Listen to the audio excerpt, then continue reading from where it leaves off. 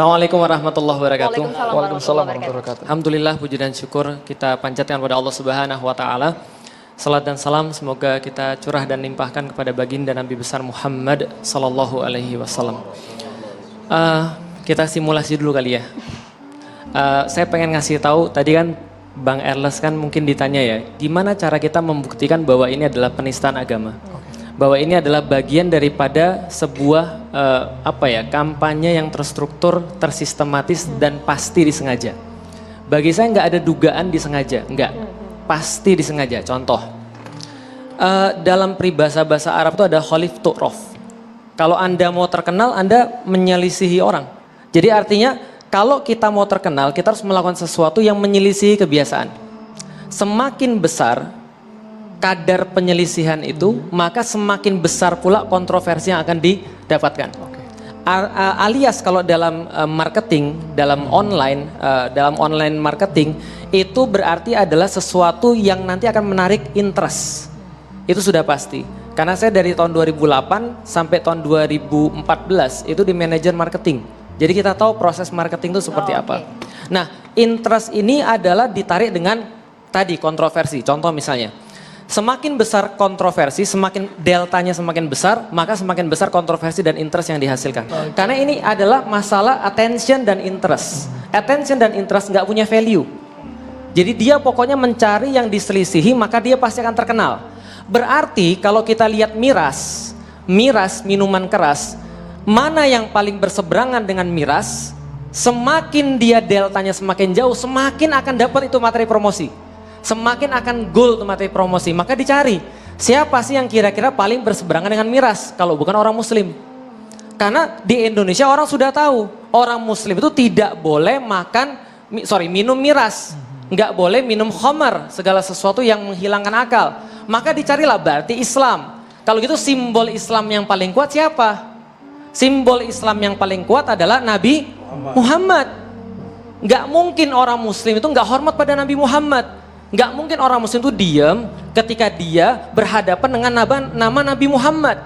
Kenapa? Karena nama Nabi Muhammad ini lebih penting daripada segala-galanya bagi orang muslim. Maka dipilihlah nama Muhammad.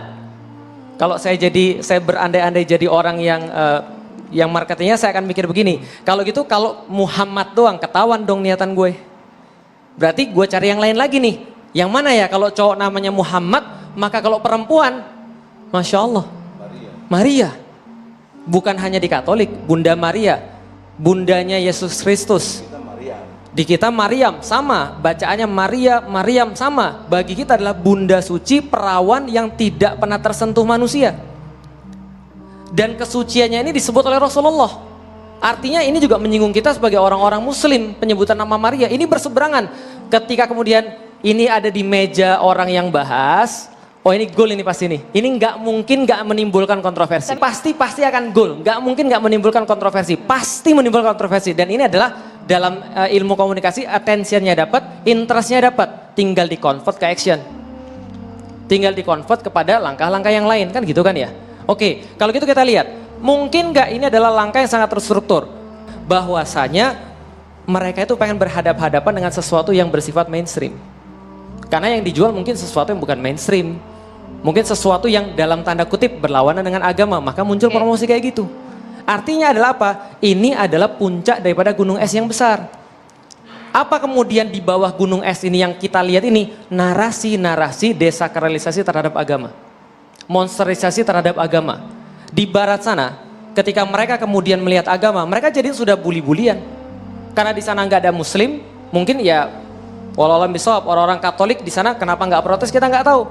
Di barat, di Hollywood itu udah lebih ngeri lagi.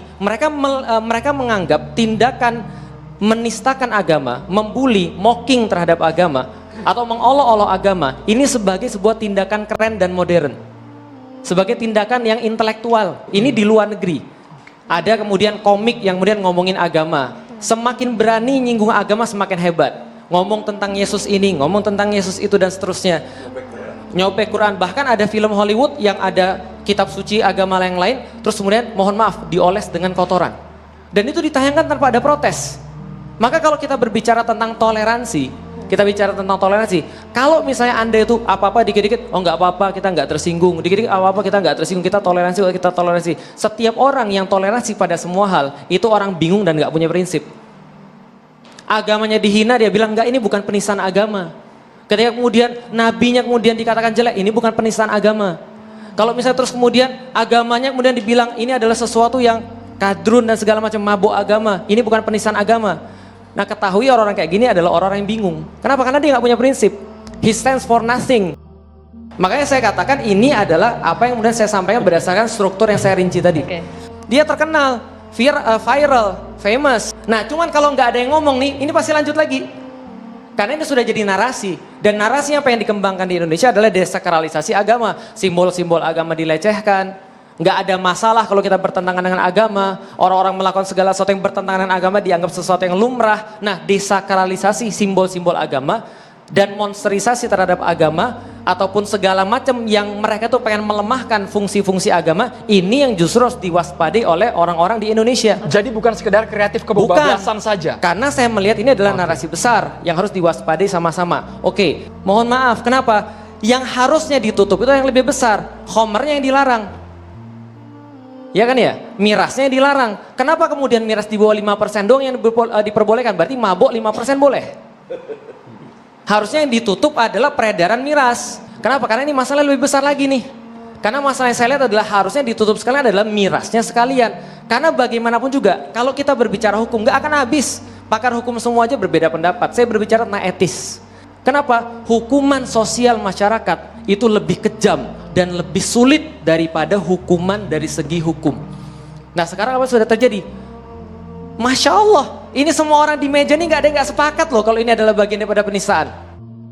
Tapi semuanya sepakat. Saya rasa seluruh orang Indonesia juga sama. Semuanya sepakat bahwa ini adalah bagian daripada penistaan. Minimal, walaupun orang nggak berani ngomong, mereka pasti tersinggung. Minimal penegak hukum. Saya yakin Nabi Muhammad loh yang kemudian diomongin. Pertanyaan saya tuh sering mikir begini. Gimana kalau andaikan di hari akhir kita tuh nggak dilihat sama Nabi Muhammad? Atau kita ngelihat beliau, kita nyari beliau, kita nggak ada. Di dunia ini mungkin ada banyak yang bisa bantu kita. Keyakinan kita loh. Tapi setiap penegak hukum, setiap kemudian hakim dan seterusnya, dalam hati kecil mereka, saya yakin mereka pasti masih punya kecintaan terhadap Nabi Muhammad. Dan kita selalu bilang begini, hate speech lah, lalu kemudian kita bilang tentang masalah kita ini selalu intoleran lah. Ingat teman-teman sekalian, hate itu nggak bisa dipisahkan dari love. Orang yang punya love pasti punya hate dan itu equal. Contoh misalnya, saya sayang dengan ibu saya. Karena saya sayang dengan ibu saya nggak terima kalau ibu saya itu dinistakan. Saya sayang dengan istri saya. Maka kalau dia disuit-suit sama orang di tengah jalan tuh, saya nggak akan bilang sama dia, "Dek, sabar. Yang penting saya kan sudah nafkahin kamu." Itu tidak menghilangkan gangguan yang dia terima. Dan mungkin rasa sakit hati ternyata suaminya nggak bela dia. Gitu kan ya? Saya sayang dengan bapak saya. Andaikan bapak saya itu dihina orang, dan yang hina ada 10 orang, dan saya nggak sanggup untuk bela bapak saya, walaupun saya harus kemudian kalah, mendingan saya kalah daripada saya mundur. Saya sayang dengan bapak saya, ibu saya, istri saya sayang dengan anak-anak saya. Maka saya sayang dengan anak saya benci banget sama orang-orang yang mungkin mereka melecehkan anak-anak saya. Dan asal orang-orang tahu, Nabi Muhammad dibandingkan dengan bapak saya, ibu saya, istri saya, anak saya, bahkan nyawa saya sendiri, itu nyawa kita masih terlalu murah untuk itu. Maka harusnya orang-orang ngerti. Justru karena mereka ngerti, mereka bikin promosi. Ini kan kurang ajar. Gitu maksudnya. Maka jangan kemudian berhenti pada puncak gunung es. Lihat nih, narasi ini yang harus diselesaikan. Maka saya bilang, hukum jerak. Supaya orang-orang di luar sana tahu bahwasanya jangan main-main berkaitan dengan agama. Betul tadi.